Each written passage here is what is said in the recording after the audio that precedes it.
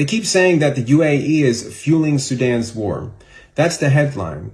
But the headlines are a distraction because what's happening in Sudan isn't just the UAE, it's an entire global network feeding a genocide.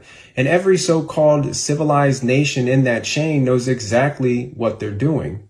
The Rapid Support Forces are being armed, financed, and reinforced through a web that stretches from Beijing to London to Bogota. The UAE is just the middleman, the warehouse, the clean face to move the dirty cargo. China manufactures the bombs and the howitzers. Bulgaria stamps the shells and ships them off as legitimate trade. Britain and France license the components, the engines, the sensors, and the training kits, and then act like they don't know where they end up. And then on top of it, UAE is funneling weapons through Chad, labeling every shipment as humanitarian aid. 80 plus flights labeled as relief missions with aid crates that clank like steel and not like rice.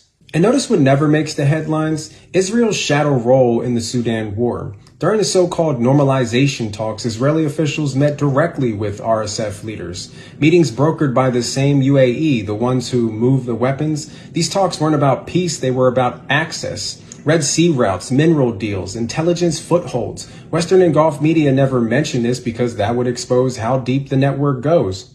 From there, Haftar's Libya provides a land corridor. Chad offers a staging ground, and Russia launders the gold that pays for the weapons, and Colombia mercenaries are recruited through Gulf contractors that train the RSF units on the ground. That's not regional politics, that's an international business model for war.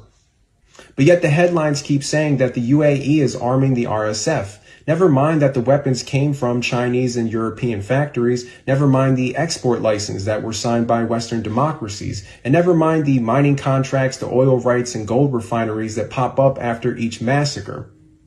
Every nation in that chain is there for a reason. Resources, Sudan's land, Sudan's minerals, Sudan's ports. They aren't there watching a tragedy, they're managing an investment. And as the bombs fall, the same institutions that claim to protect human rights are just counting bodies. The UN knows, Amnesty knows, Human Rights Watch knows. They've written the reports, they've mapped the flights, they've photographed the shells, but yet they won't call it for what it is, because calling it for what it is means naming the governments that are funding them. This isn't humanitarian work, it's genocide with a supply chain, and the so-called international community isn't standing by, it's standing inside of it. So the next time you see a headline blaming the UAE, remember that's the scapegoat, not the system. The real story is the global marketplace for blood and gold, and unfortunately, Sudan is the showroom floor.